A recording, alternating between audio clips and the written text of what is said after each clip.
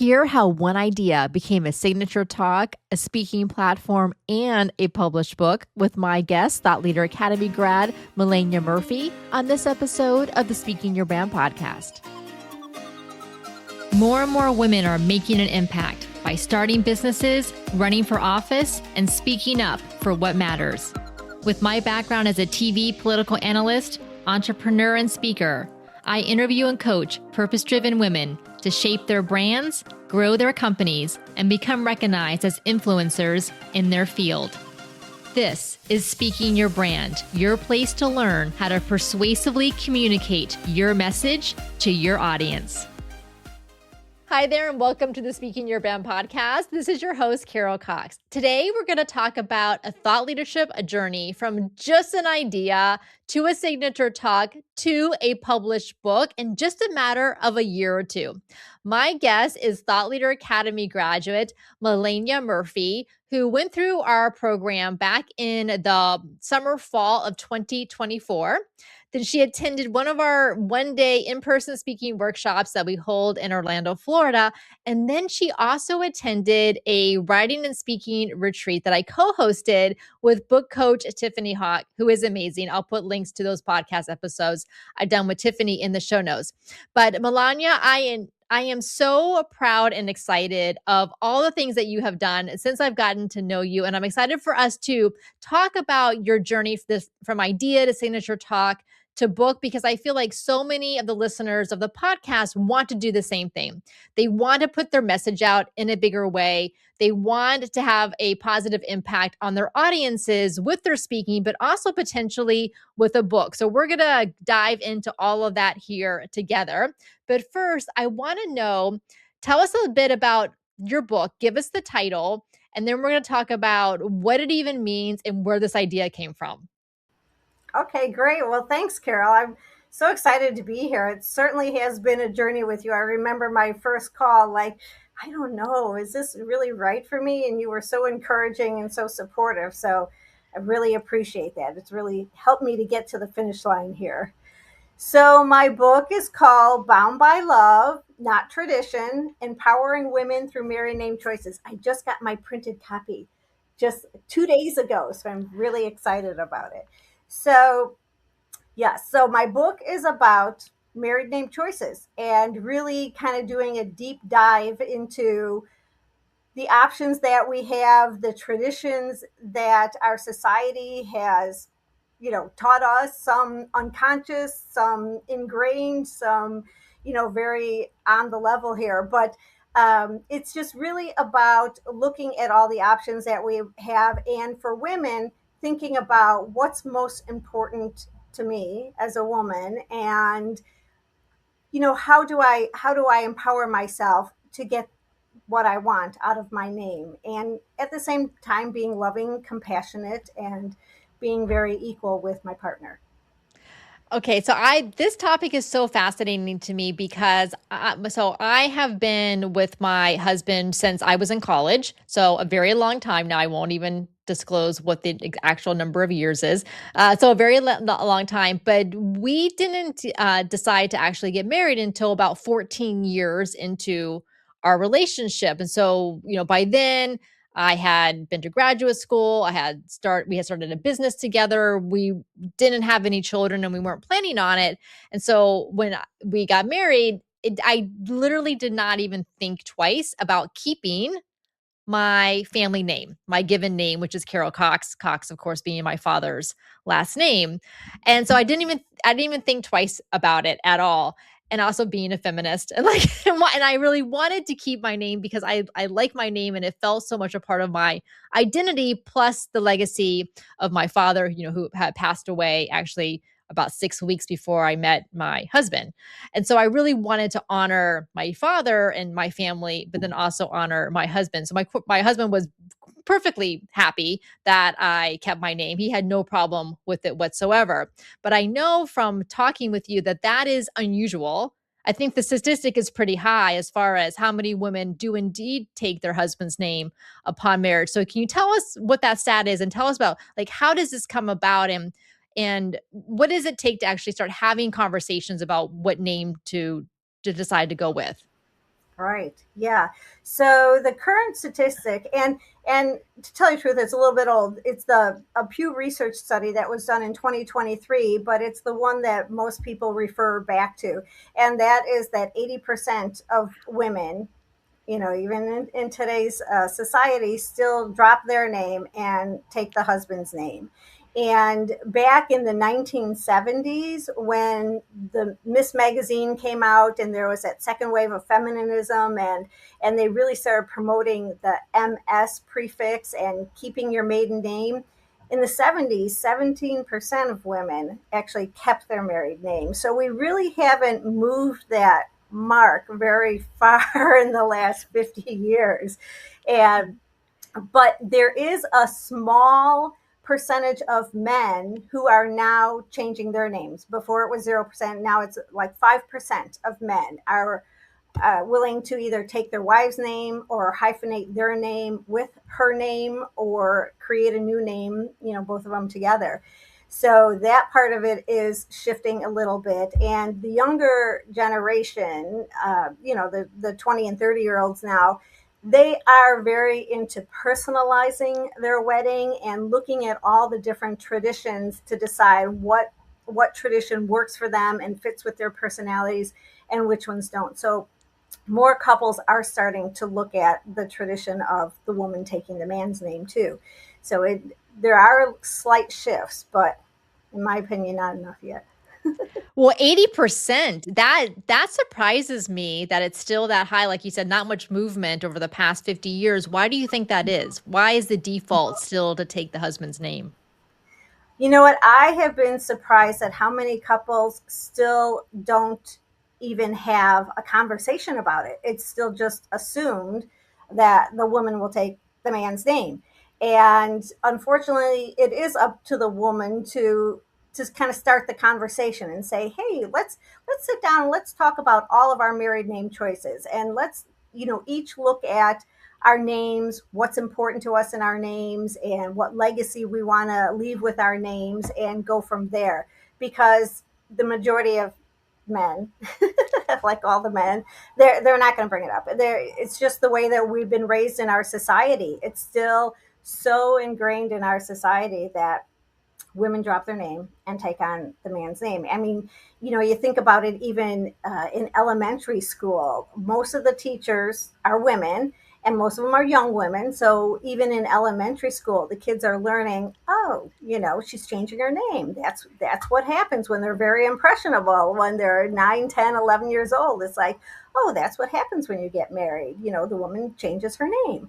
So, and, in movies, in just everything that we see, it's still just very assumed that a woman's going to change her name. And it's like I said, it's starting to change a little bit, but I think it's an important topic to really look at. From It's a very complex topic, very personal, very complex topic, and so digging into that, it's actually fascinating, and it's a lot of fun.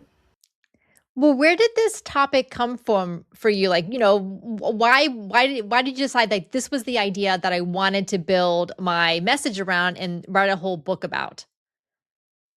Yeah, I guess it came from a couple of different places. When I grew up, my dad passed away when I was 3, and then my mom remarried when I was 7, and she dropped her name and took on my stepfather's name, and we blended a family. Well, he had a son who was still living in the house, so the three of them had one name: my mom, my stepdad, and my stepbrother.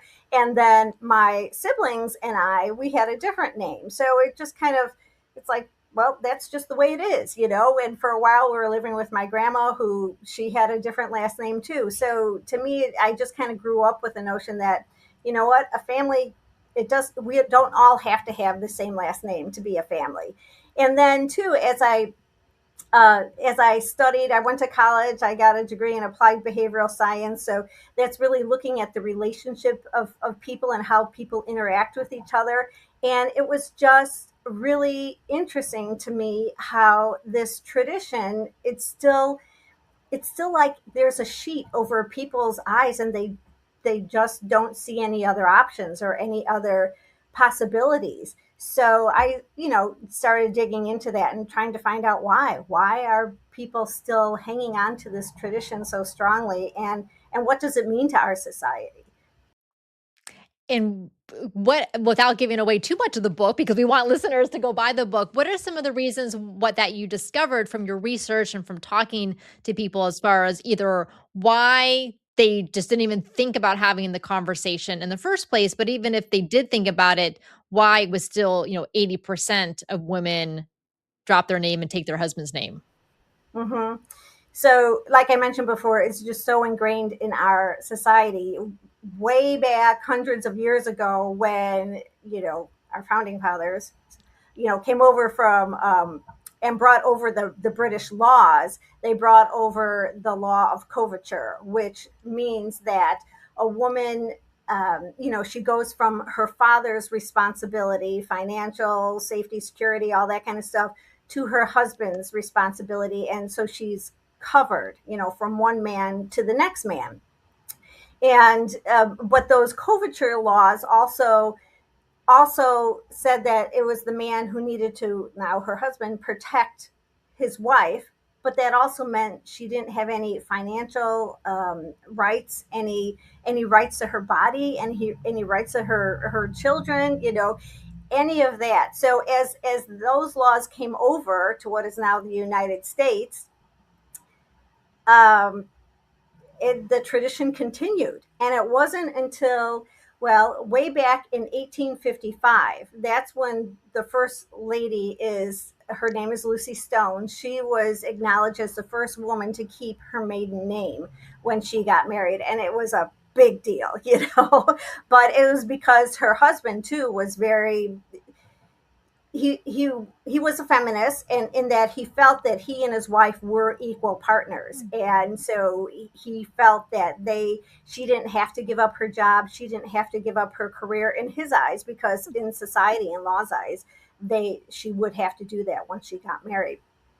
So, and then in the, of course, in 1920, we got the right to vote, but it really was in the 1960s that the women and men started breaking down some of these laws that were holding us trapped in coverture.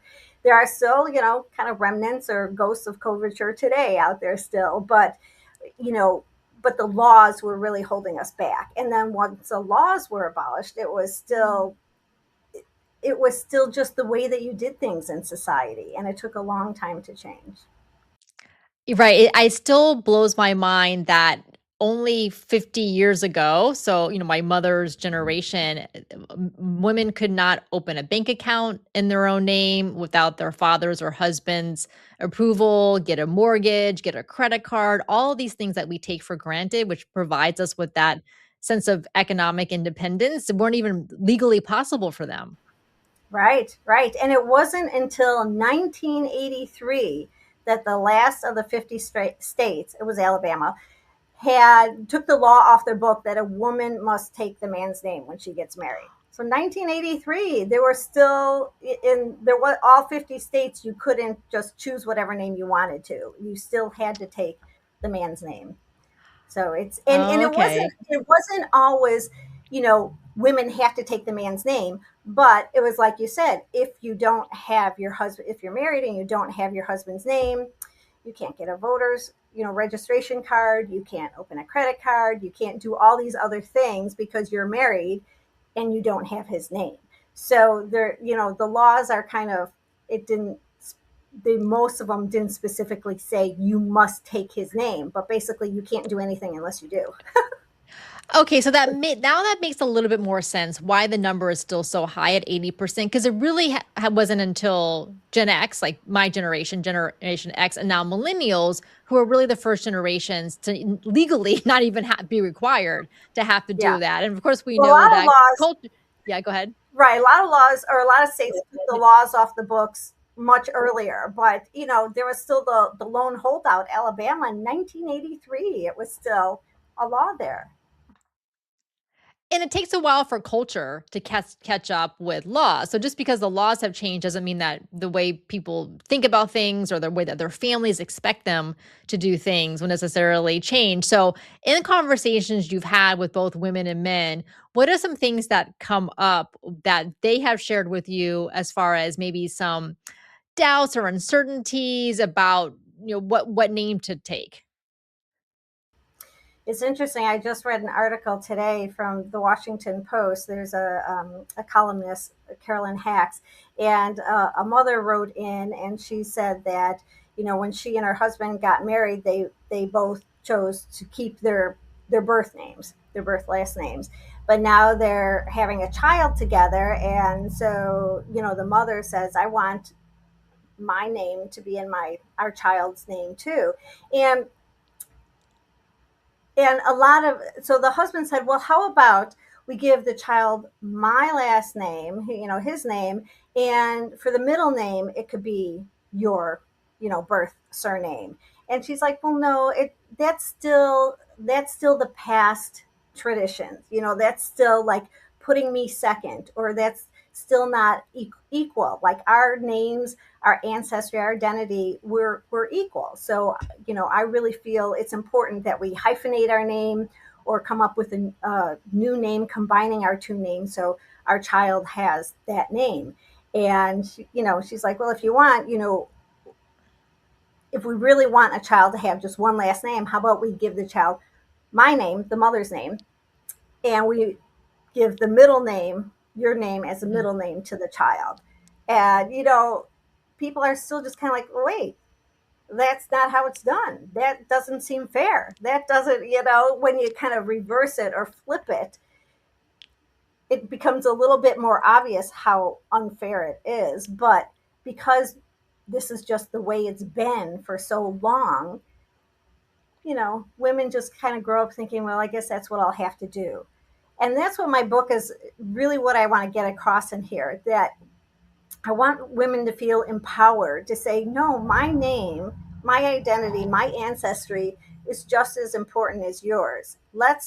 And this isn't a power struggle on either side. It's just like, let's sit down and discuss all of our options. How are we going to handle this? It's kind of like saying, do we want to go to, I don't know, New Mexico? Not New Mexico. Nobody goes there for a honeymoon, but go to Europe for a honeymoon or go to Hawaii. It's not like one is right and one is wrong. It's just two people having different opinions. And how are we going to settle this situation? Of course, with the tradition of the surnames, it gets a lot more complex because there's a lot more cultural significance to it. And it does, it does go back to the whole patriarchal system. Mhm. It goes back to the coverture. That's just the way it is. But Yes. a lot of those laws have all changed. Our society has changed. When my mom got married in 1959, she's not the same kind of couple who is getting married now. She didn't have a college degree. She was very dependent on my dad for financially, and again, the laws, she couldn't get a credit card. I do tell the story in the book that, and I can tell this one story that, so like I mentioned, my dad passed away when I was 3. So here she is. She's got 3 young kids, under the age of 4. And she's pregnant with her 4th child. And now she's a widow and she's trying to, maneuver, trying to figure out how am I going to survive? How am I going to move forward? So she does go to get her own credit card. And they said, you're technically, you're married. So you need to have your husband's name on the credit card to get the credit card. And she's like, but he's dead. He just passed away, and they're like, well, just sign his name on here. So she literally had to sign my deceased father's name on the credit card application so she could get a credit card. So those kind of laws have changed, luckily. And so, I mean, the couples who are marrying now are, they're more equal. A lot of them bring in financially, they bring in the same amount. I know for a time I was the breadwinner, for a time my husband was breadwinner. It kind of goes back and forth. We make decisions together. It's not fathers knows best and it stops with the father. It's Mhm. a equal partnership, and a lot of couples want their name to represent that too. Well, I think what's important about this message is so that both the women and men know that this is a conversation worth having versus just assuming that this is where the way it's going to be and literally not even either crossing their mind or perhaps for the woman to be a little bit hesitant to bring it up because she hasn't read your book yet and she doesn't have this kind of the research and the background and the history to know like why is this the default and what are some other options. So that's why I'm glad that you're putting this work out. So let's talk a little bit about why you decided that now was the time, in your life that you wanted to really work on this. So as I mentioned in the intro, you joined our Thought Leader Academy in August of 2024. And so I think you had been working with our book coach Tiffany Hawk before then, found out about me and speaking your brand from Tiffany and decided to join our Thought Leader Academy. So tell us a little bit about your journey to decide, okay, now is the time that I want to put all this together. Well, actually, now wasn't the time. Like 5 years ago was the time, but I didn't have all the tools and the resources and the expert, coaching advice of you and Tiffany that I've found along the way. So I think, like a lot of people during the pandemic, having time at home, I know my what I did with when I found more free time is to start working on my book. I'm like, you know what, this thought, this idea has been lingering around for a while. And 2020 was the year that I started to figure out, well, how do I even go about writing a book? And, of course, there's a lot of resources out there. I went with Hay House, and they had I think it was a 3-day boot camp. Of course, it was free. And of course, I wanted to do all the free stuff, because it adds up quickly. So I took their course and it kind of broke down, who's your audience, what's a hook, all the very basic things of what you need to know to write a book. And so then I created my book proposal. And then I kind of graduated from the Hay House group to another group that was really into creating the book proposal and your cover letter, because you need the book. Mine is nonfiction. So for a nonfiction book, you don't write the book ahead of time. You write the proposal, and then you write like sample chapters. And then you need to find an agent, and then the agent helps you find a publisher if you go that traditional route. So that's where I started putting all my focus into, is trying to get an agent and get a publisher. And as I went through that process, I kept getting the same response, that my topic was more of a magazine article. It wasn't worth a whole book, which I obviously disagree. So I, and about that time, that's when I found Tiffany. And so she, helped me along with everybody else in her course that we were taking to develop the book proposal and then the platform. And again, a lot of people think the platform has to be just social media, but there's a lot of other ways to build your platform. And one was getting bylines in articles. So started doing that, started getting articles published, and that was a great journey. It's so fun to see your have a byline in like HuffPost or Today, or some of those other things. And then being guests on podcasts. So thank you for this. And and I kind of again started finding my voice through these podcasts too, and start talking about my book. So that was a great thing too. And through that journey, then I found you, and it was about trying to again talk about my book and get out there in front of people. I Talking in front of people is not my favorite thing. So, but going through your course, oh my gosh, I gained so much confidence. And I thought it was all about creating a PowerPoint and being very organized and just going through my PowerPoint. And when you told us to get up on stage and just tell a story without any notes or anything, I'm like, oh my God, then what have I gotten myself into? But it was great. I was just so amazed with myself that I could actually do that. I could get up there and I could tell a story. And so when I started giving my talks, and I didn't even use the PowerPoint. It was just like, okay, I want to talk about this, and then I want to tell this story, and then I want to talk about this, just like you taught us.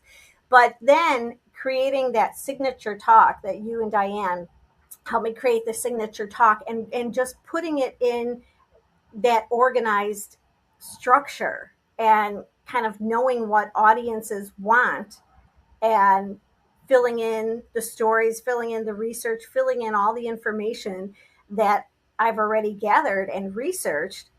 It just all started clicking together. And then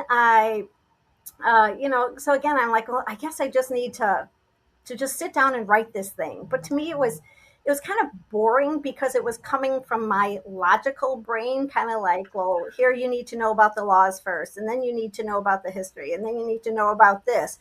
But then it clicked that, oh, I could just take this signature talk, and that could be the structure of my book. And it's, set in a way that it's geared to the audience. What does the audience need, and what are they going to react to? And that's how I came up with a book.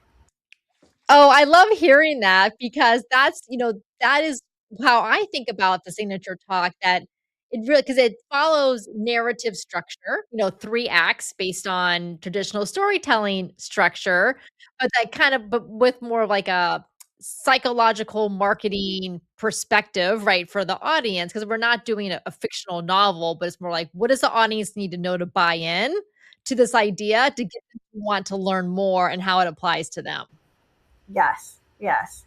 And I wanted it to be entertaining. I didn't, my target audience is brides to be. I would love for every bride to just put on their wedding to do checklist, discuss married names, because Yes. I'm still finding, talking to people, reading articles, that they're like, yeah, we didn't really decide. And but now later on, when it comes to changing the name on the paperwork, a lot of brides are still like, I don't know, I'm not sure.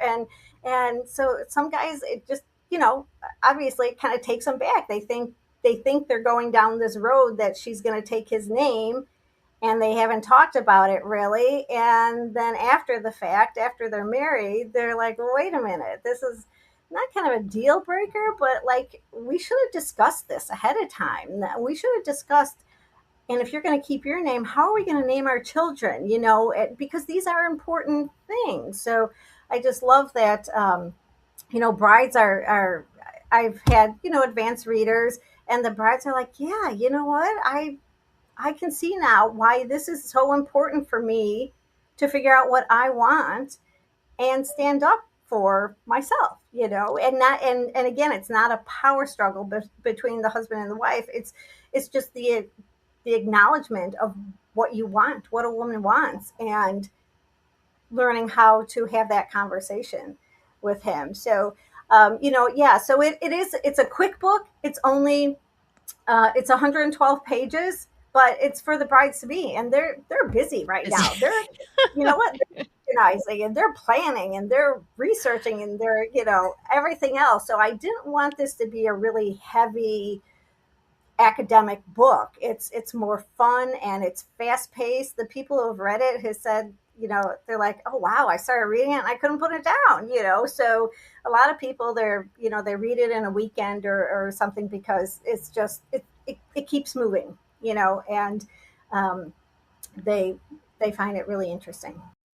Well, I'm one of the advanced readers because I'm on your street team to help you out. Hence, doing this podcast episode, pre-ordering your book, reading your book so that I can put a review on Amazon when it gets published, which publication date is March 1st, 2026. So for those of you listening, make sure to pre-order the book if it's prior to March 1st when you're listening to this. The link is in the show notes. And if it's March 1st or later, go ahead and you can get the copy and start reading today. And we'll give you the links, and again, in the show notes and here in just a moment. But so I want to chat with you a little bit about the publishing process and now about the promotion process for the book, because I think this would be helpful to people listening who maybe want to do something similar. So you mentioned that if someone wants to go down the what is called the traditional publishing route, they're probably going with one of the top big five publishers. It's a longer process. You need an agent and an editor, and then you got to kind of pitch the book idea with the book proposal to the publisher, get selected. So that's the whole thing. And there's definitely a time and place for that. And I also feel like there's also a good publishing route that is better than just trying to figure it out and DIY it yourself, but instead of hiring a publisher to help you with that. So can you tell us about how that process worked? Yeah, that's the route that I decided to go with because I did get involved with two other women, probably like in March. And again, we all wanted to get our book done. So we're our accountability, partners. But both of them had businesses, so they wanted this book to provide credibility for their business and to kind of maybe use it to promote their business. So they had a different reason for their book, and so they decided to go more the Amazon route. So they were able to just put it on Amazon, and then Amazon does print on demand orders. And so they did their own editing, they did their own cover, and they went that route. I decided to hire a publisher because my this may be my only book. I don't know, but it's something that has been near and dear to me for so long that I really wanted it to look professional and really be clean and polished and something I could really, really be proud of. So I hired a publisher, and they helped me. They created the cover design, but again, it was back and forth. They said right off the bat, "You are the publisher. We're just here to help you out," But they didn't hold my hand. They weren't like, okay, Melanie, now today we're going to do this. They kind of expected me to do all that research and everything. But they designed my cover. We did multiple rounds of editing with a professional editor. They created the interior design to make sure that was professional, the back cover, and then worked. They had to go through the printer and make sure that was all good. And then I started working with a distributor. They shipped it off to the distributor, and now the distributor is distributing it to Amazon, Barnes and Nobles, bookstore.com, getting everything in place like behind the scenes, and then they will work on that distributing part. So that part of it all, cost money, but it was worth it to me to make sure that it was professional and well done. Yes, especially things like the cover design and then the layout, both for the print and then for the Kindle versions. Those are things that you really need someone who's done that before and understands exactly how to do it. Okay, let's talk about the promotion piece. I know that having talked to authors, how important it is to get the word out about your book and to encourage pre-orders and to have, this like pre-launch team or street team to help you out. So tell us a little bit about the promotion partner that you have who's helping you because it is a lot of work, right? A lot of emails you're sending to people, and then how are you recruiting people for your street team? Right. So, yeah, what I learned too is that the promotion and the marketing starts at least 6 to 9 months before your launch date. There are some places that like do book reviews, and of course, I'm an indie author that's putting out all the money ahead of time.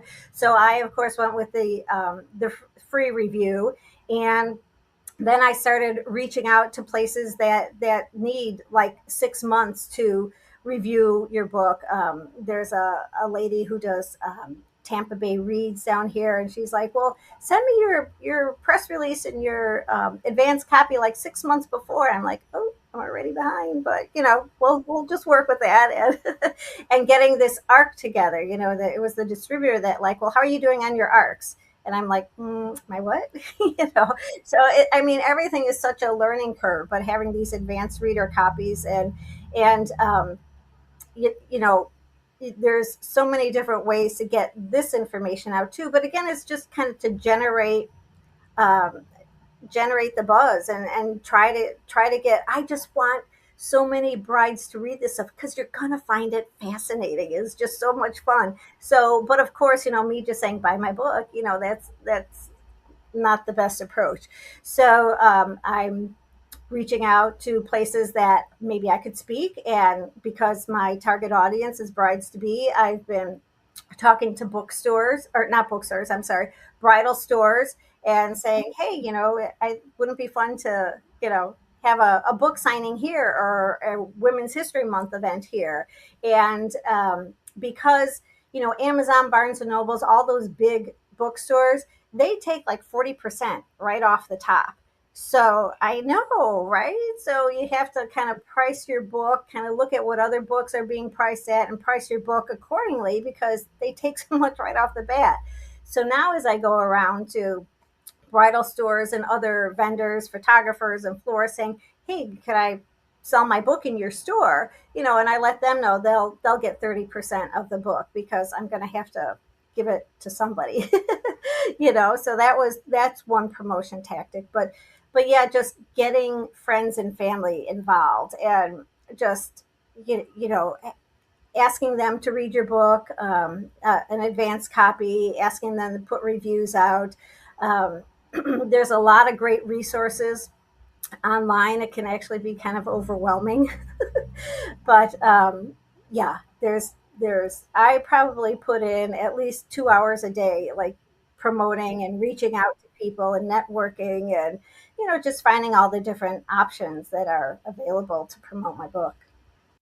Well, I am so excited. Congratulations on this accomplishment. Really, I mean, whenever I see someone who has written and published a book, I'm really impressed because it's not easy. It takes a long time, a lot of dedication and like, sitting down and doing the work week after week. So, congratulations on this. Thank you very much. And I'm still waiting for your book. It was, yeah, I know. I didn't want to mention that, but it is that's why I'm so impressed by it. It's coming. It's coming. It's working its way out. It's working its way out. All right. So where can listeners go to get your book? Okay. So my website is melaniajoy.com. And of course, you can buy it right there on my website. And it is on Amazon. It's on Barnes and Nobles. It's on bookstore.org. And or if you live by me in the Florida area, let me know and I'll bring you one so you can buy it.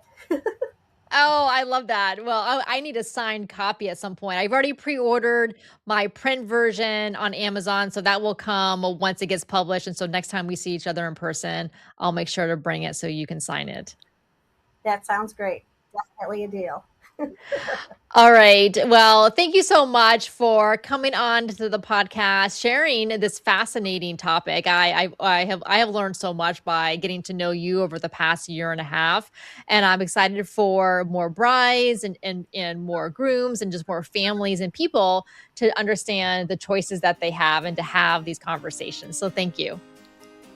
Thank you, Carol. This has been fun. Until next time, thanks for listening.